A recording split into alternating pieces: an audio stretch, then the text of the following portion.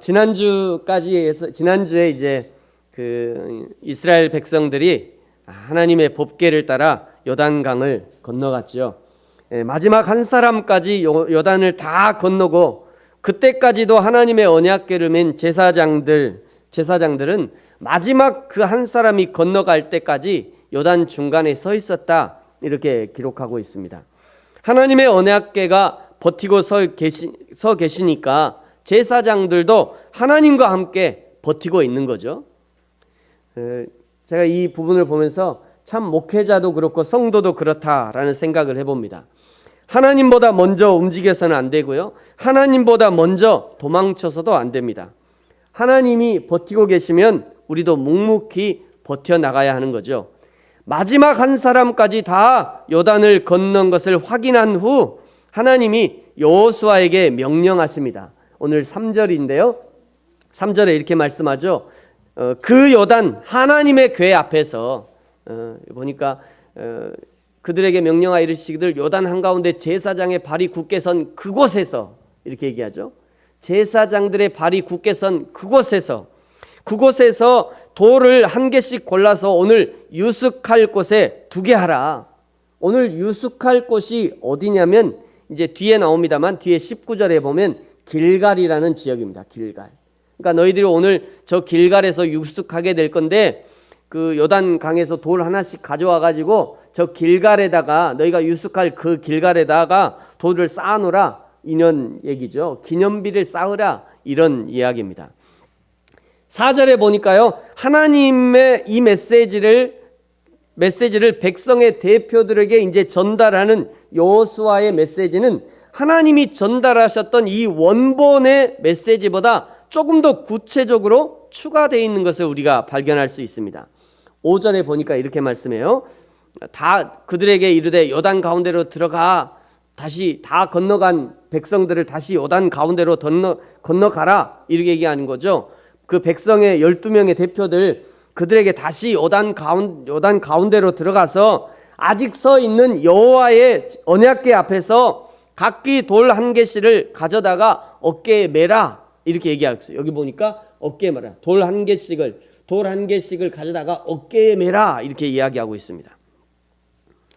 여호수아는요, 돌을 선택할 때 주머니에 넣을 만한 자그마한 돌이 아니라 어깨에 메고 올 만한 큰 돌을 선택하라고 말하고 있는 겁니다.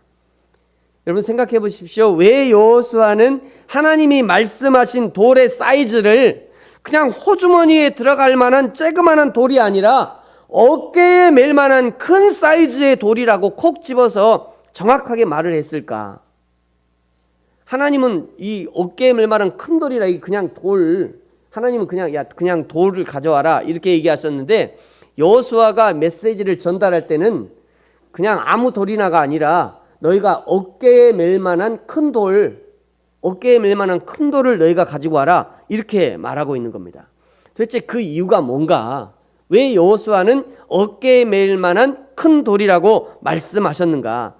첫 번째는요, 같은 말을 가지고 다르게 해석할 만한 위험을 차단하기 위해서입니다. 여러분 생각해 보세요. 우리도 가서 돌 하나 가져와, 이렇게 얘기를 하면 각자 다 자기의 취향에 맞는 돌을 가져올 거예요. 그렇죠. 어떤 사람은 반질반질한 돌, 어떤 사람은 모난 돌, 어떤 사람은 쬐그만 거, 어떤 사람은 큰 거. 그러다가 다 가지고 와가지고 내려왔더니 이거는 쬐그매서 안 되고, 저거는 반질해서 안 되고, 이거는 못나서 안 돼, 이렇게 하면 그러면 처음부터 정확히 얘기를 하셔야지 왜 다 가지고 나서 이러시냐고, 이렇게 불만을 얘기할 수밖에 없을 겁니다. 문제가 될 수 있죠. 그래서 자의적인 해석을 차단하기 위해서 정확히 얘기한 겁니다. 두 번째, 여호수아는요, 하나님이 왜 지금 이 돌을 가져오라고 하시는지, 그 돌의 의미가 무엇인지, 그거에 대한 어떤 효과가 있게 하려는지 여호수아는 정확히 알았기 때문에 그것을 위해서라면 작아서는 안 되겠구나라고 생각한 겁니다. 그래서 어깨에 맬 만한 돌이라고 정확하게 확정해서 말해 주는 겁니다.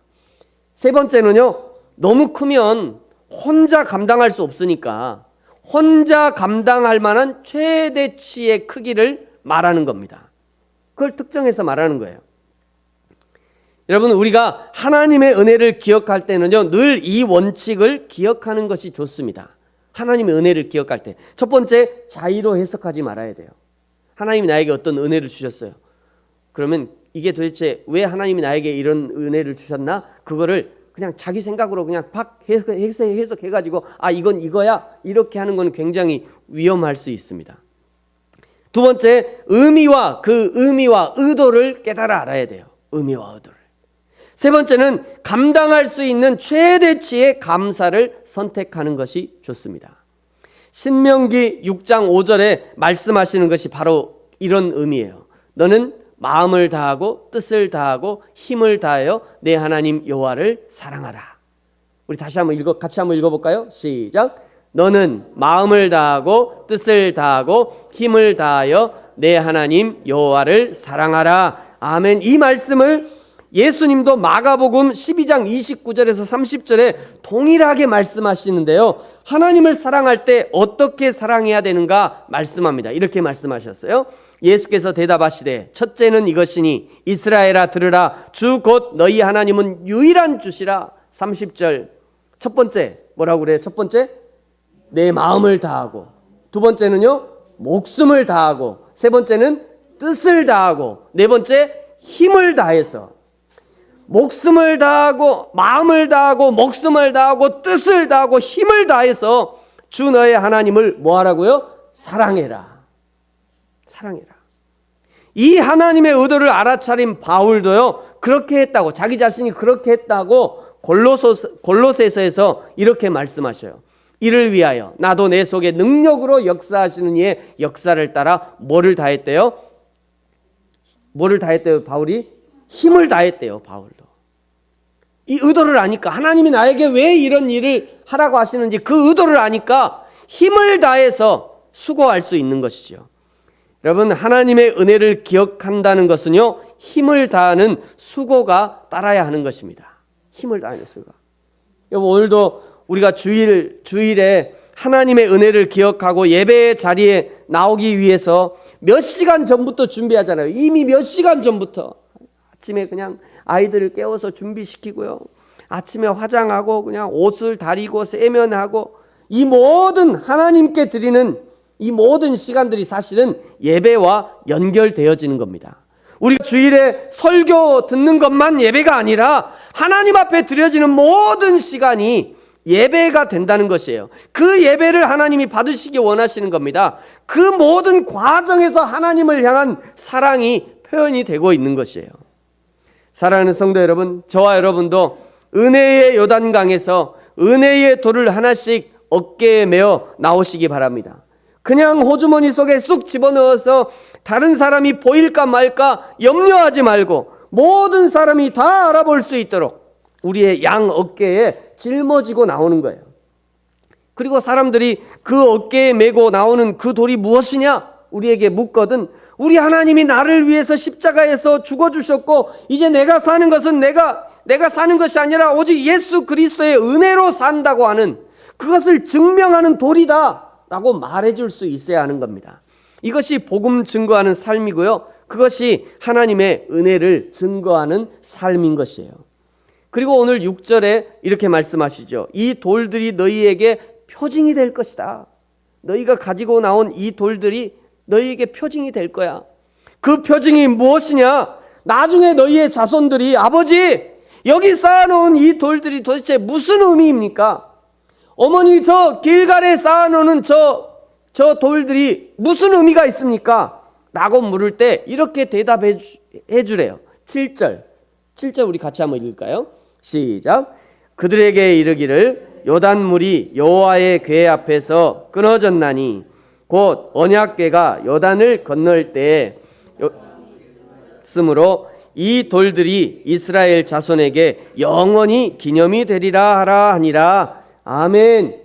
요단강에서 짊어지고 나온 이 12개의 돌은 하나님을 따라 요단을 건널 때 요단강이 끊어졌다는 표식이다.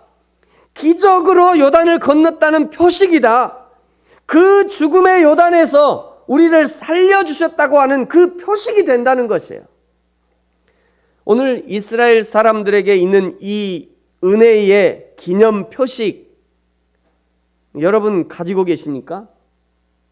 이 이스라엘 자손들이 가지고 있던 이 은혜의 표식 말이죠. 우리의 인생의 여정을 하나님이 지켜주셨다고 하는 그 표식 여러분 가지고 계십니까?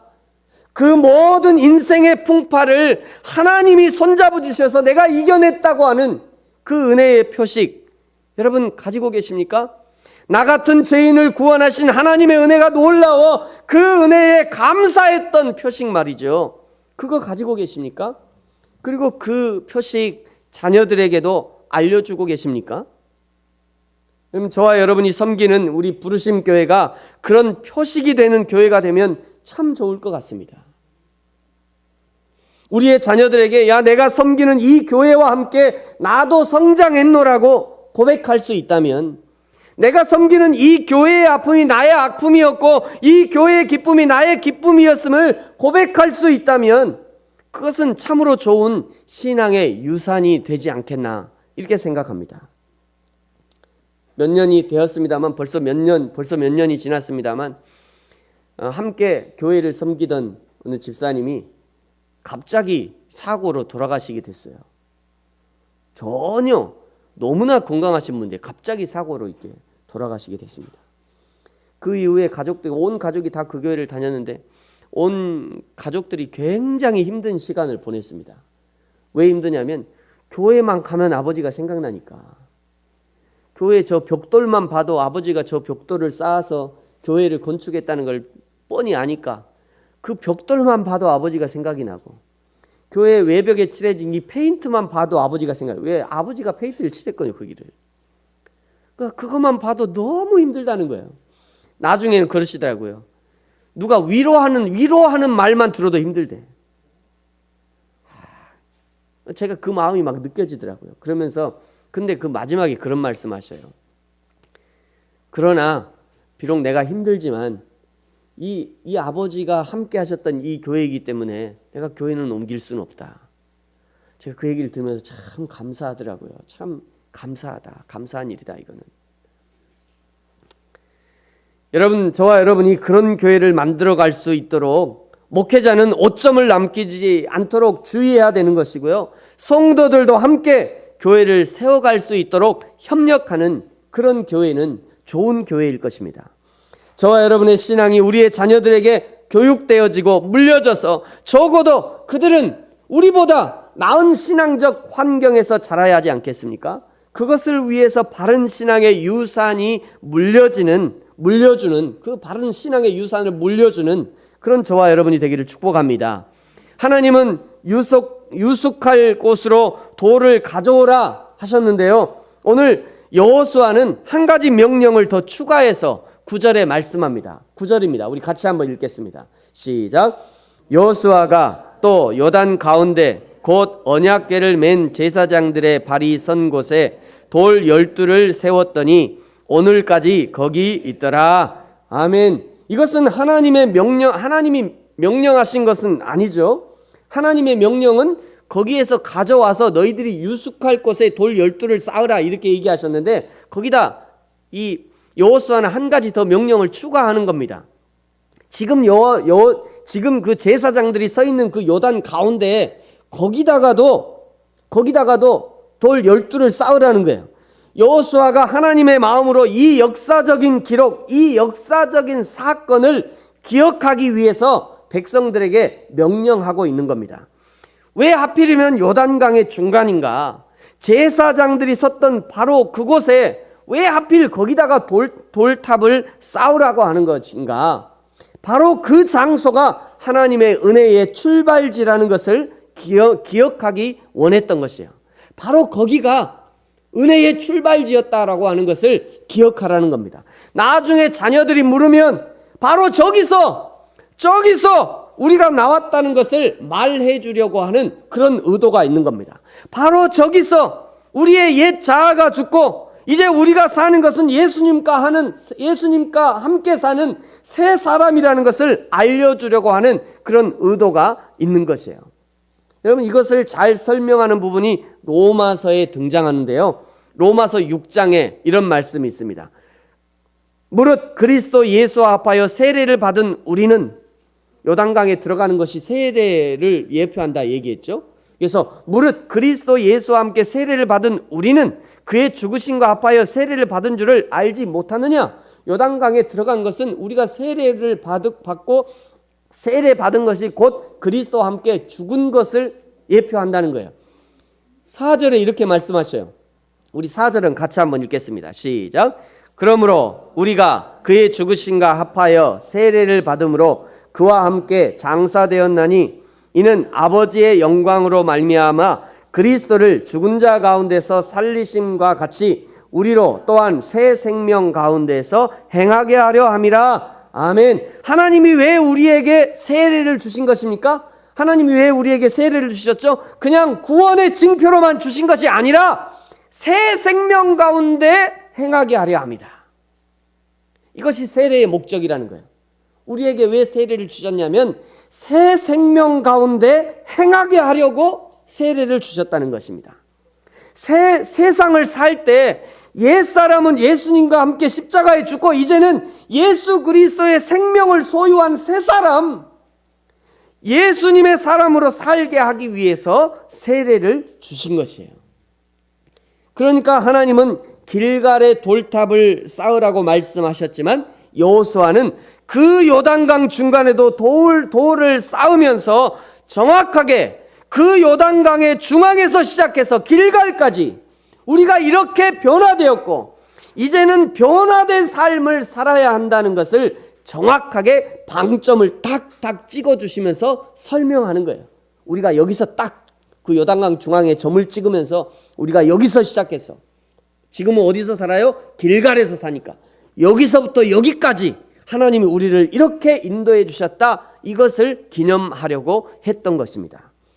여러분, 근데 9절 끝에 보면요 이런 말씀이 있어요. 그 돌들이 오늘까지 거기 있더라. 여기 오늘까지 거기 있었다. 어디 있다는 거죠?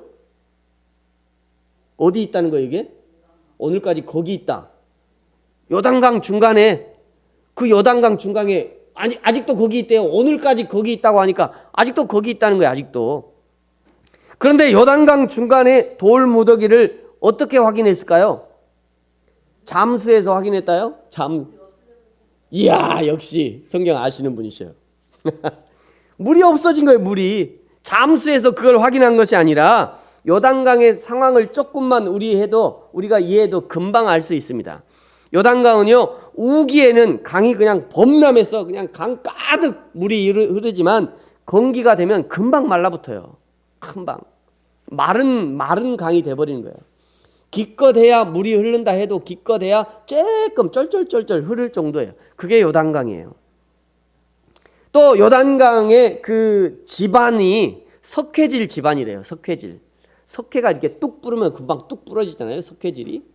그런 석회질 지반이라 지진이 나면 금방 깨지고 막혀서 실제 물이 그냥 금방 흐르지 않게 되는 그런 일들이 많이 있다고 합니다. 그래서 그 지역이 많이 건조한 후에는, 또 지진이 일어난 후에는 요단강에 쌓아둔 돌무더기가 금방 드러나는 거예요. 그래서 돌무더기가 드러날 때마다 하나님의 은혜를 확인하는 겁니다. 다시 마음을 다잡는 거예요. 돌무더기가 드러날 때마다 야, 저기다, 저기가 우리의 은혜의 시작이다. 그리고 평소에는 또 물에 갇혀 있다가 또 물이 마르고 또 돌무더기가 들어가면 야야 얘들아 이리 와봐라, 저기가 은혜의 시작이다. 우리가 저기서 나왔다. 그러면서 애들을 교육하고 훈련시키는 겁니다. 자손들에게 말이죠. 여러분, 우리에게도 우리의 마음을 다잡는 기회들이 자주 있어야 합니다. 일주일에 한 번 주일에 교회 나와서 하나님의 말씀을 들을 때 우리의 마음을 다잡아야 해요. 새벽마다 예배하면서 마음을 다잡고, 성경을 볼 때마다 우리의 마음을 다잡고, 교회에서 십자가를 볼 때마다 우리의 마음을 다잡고 말이죠. 여러분, 그래야 살 수 있지 않겠습니까? 그래야 그렇게 살아가야 되지 않겠습니까? 여러분, 이제 마지막으로요 중요한 사실 한 가지를 더 다시 확인하고 넘어가도록 하겠습니다. 여러분, 출애굽해서 홍해를 건너고, 이렇게 숫곳에서 발원해서 출애굽해서 여기서 홍해를 건넜죠. 홍해를 건너고 시내산에서 하나님의 율법을 받고요. 그리고 40년 동안 이 광야에서 살았습니다. 실제 여러분 이제 우리가 이제 출애굽기를 보면 여기를 시작해서요. 여기서 여기까지 왔고 여기서 여기까지 여기서 여기까지 38년이 요거는 2년밖에 안 걸렸어요. 여기서 출발해서 여기까지 2년밖에 안 걸렸습니다. 2년. 그런데 여기 광야, 이 광야에서 신광야라고 하는데요. 이 광야에서 38년을 뺑글뺑글 돌아다니 38년. 여기서 이 광야에서. 그리고는 이제 지난주에 여기 올라가서 요단강 동쪽에서 이렇게 넘어간 거죠. 이렇게 요단을 도하한 겁니다. 처음에 출애굽을 했던 이게 이제 요단강 이게 출애굽에서 요단을 들어가는 전체 여정인데요. 이 요단강을 건너기까지 이스라엘에게 보여주셨던 그 많은 기적과 이 기적에 비해서 우리에게 요구하시는 것이 하나님의 요구는 정확히 반비례합니다. 이거 우리가 이게 몰랐던 건데요. 하나님이 우리에게 기적으로 베풀어 주신 것과 근데 하나님이 우리에게 요구하시는 것은 정확히 반비례해요. 표로 보면 이렇습니다. 출애굽 1세대는요. 출애굽했던 1세대는 진짜로 많은 기적들을 경험해요. 많은 기적들을 경험합니다. 그 중에 대표가 이제 홍해의 기적이죠. 그들이 홍해를 기적으로 건너고요. 메추라기와 만나를 먹고 반석에서 물이 터지는 놀라운 경험들을 경험합니다. 그런데 이 출애굽 1세대에게 하나님이 요구하시는 건 뭐예요? 하나님이 요구하시는 게 아주 간단했어요. 너희는 가만히 있으라. 나만 따라오라. 너희는 가만히 있어. 나만 따라와. 그리고 구름 기둥, 불 기둥을 주시잖아요. 나만 따라와. 이렇게 얘기하셨어요. 자, 그런데 광야를 다 지나고 이 광야를 지나면서 1세대가 다 죽고 두 사람만 남았죠. 여호수아와 갈렙만 남았어요. 그리고 출애굽 2세대로 교체가 됩니다. 출애굽 2세대가 교체가 되면서 출애굽 2세대에게 보여주는 기적이 뭐냐면 오늘 요단의 기적이에요. 요단의 기적. 기적의 사이즈가 확 줄었죠. 홍해를 건너는 기적보다 요단을 건너는 기적은 이거는 시군죽 먹기예요. 홍해는 바다를 통째로 갈랐잖아요. 근데 요단은 그 쬐끄만한 그냥 시내 한 30m 되는 그 시내를 가른 거예요. 그러니까 기적의 사이즈가 완전히 줄었어요. 완전히. 홍해를 갈라지는 것과 요단을 갈라지는 것은 이건 비교할 수 없을 정도의 큰 차이가 있죠. 그런데 이 세대에게 요구하는 이 요구는요, 또 하나님의 그 1세대와 비교해서 훨씬 더 큰 겁니다. 뭐라고 얘기해요? 하나님의 법궤를 따라 요단강으로 들어가라. 요단강으로 들어가라. 그리고 제사장들은 요단 중간에 서라. 하나님이 요구하시는 것이 훨씬 커졌습니다. 그 다음에 이제 3세대가 등장하죠. 출애굽 3세대. 출애굽 3세대는 어디에서 이제 있냐면 가나안 땅에 있는 거죠, 사실은. 이 요단을 건너서 가나안 땅을 점령하는 사람들이 대부분 이제 출애굽 3세대예요. 이 출애굽 3세대는요, 홍해도 없어요. 요단강도 없어요. 이 사람들에게 있는 거는 뭐냐면 이제 고작해서 돌무더기가 있는 것뿐입니다. 돌무더기 하나는 어디 있었어요? 첫 번째는 돌무더기 어디 있었어요? 길갈에 있었고, 두 번째 돌무더기는 어디 있었어요? 요단강에 있잖아요. 이 출애굽 3세대에는 저 돌무더기를 봐라, 이 돌무더기를. 그런데 이 출애굽 3세대에게 요구하는 것은요, 훨씬 커요. 이 출애굽 3세대는 앞으로 요단강을 건너서 가나안 땅에 가서 많은 전쟁을 해야 돼요. 많은 전쟁을. 여러분, 왜 이렇게 1세대들은 많은 기적을 보여주셨는데 이 3세대로 가면서 기적은 점점점 사라져요. 그렇죠? 기적이 점점점 사라져요. 그런데 기적은 사라지는데 하나님의 요구는 점점점 많아져요. 훨씬 커져요. 1세대는 야 조용히 있어, 너희 가만히 있어, 나만 보고 따라와. 그러더니 2세대는 중간에 서래요. 3세대는 뭘 해야 돼요? 가나안 땅을 다 정복해야 돼요. 앞으로 가나안 땅을 정복해야 돼요. 하나님의 요구가 점점 많아지는 겁니다. 여러분 1세대는요 하나님의 기적이 아니면, 왜 이러냐면 1세대는 하나님의 기적이 아니면 하나님을 인식하지 못하는 세대였어요. 출애굽기 3장 13절에 이런 말씀이 있습니다. 그때 당시에 애굽의 노예였던 이스라엘 백성들이 하나님을 어떻게 인식했는지를 잘 보여주고 있는데요. 여러분 한번 보세요. 이렇게 얘기하고 있죠. 모세가 하나님께 아뢰되 내가 이스라엘 자손에게 가서 이르기를 너희의 조상 하나님이 나를 너희에게 보내셨다 하면 그들이 내게 묻기를 뭐라고 그래요? 그의 이름이 무엇이냐? 여기 그가 누구죠? 하나님.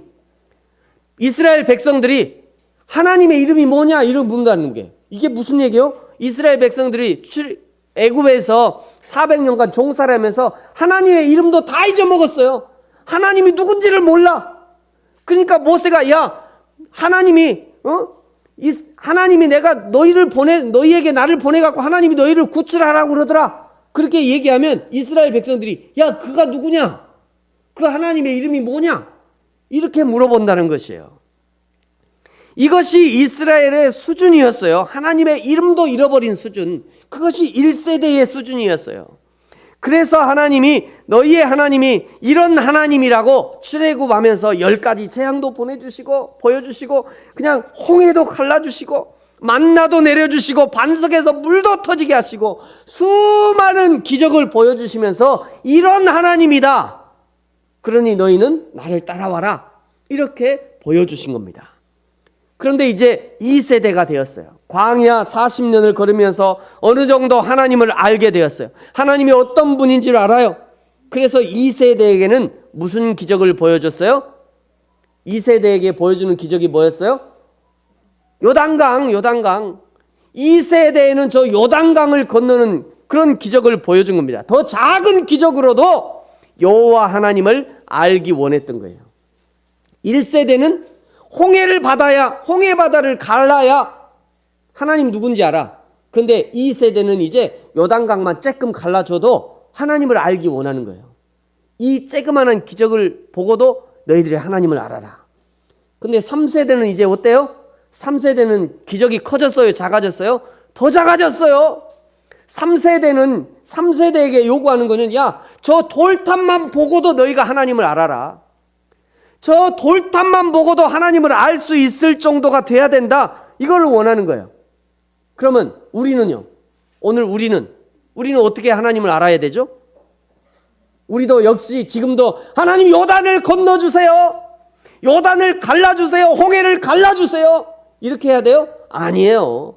지금 우리는 어떻게 하나님을 알아야 되냐면 성경만 보고도 하나님을 알아야 돼요.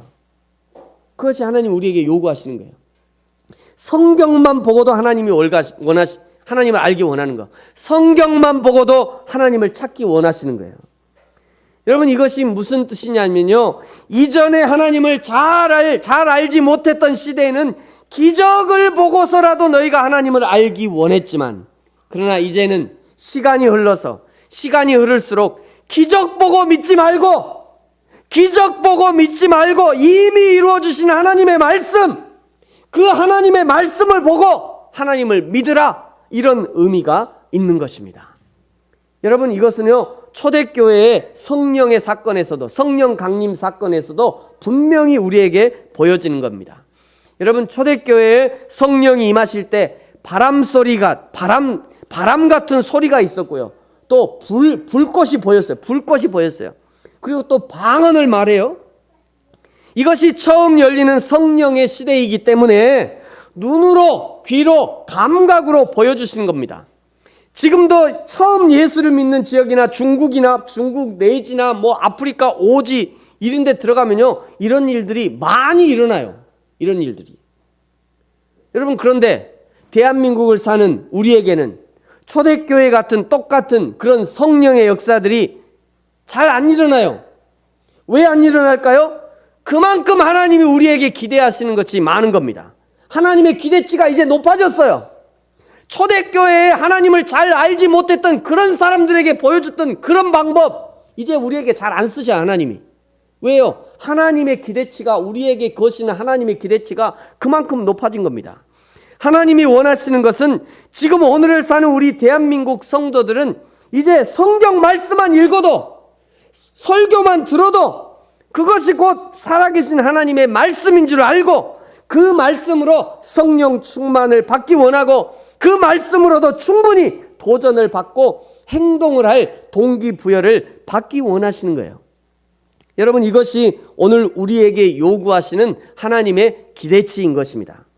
그러니까 오늘 하나님이 우리에게 기대하시는 것은 출애굽 당시의 성도들보다, 초대교회 성도들보다 훨씬 높은 차원의 그런 신앙을 요구하고 계시는 겁니다.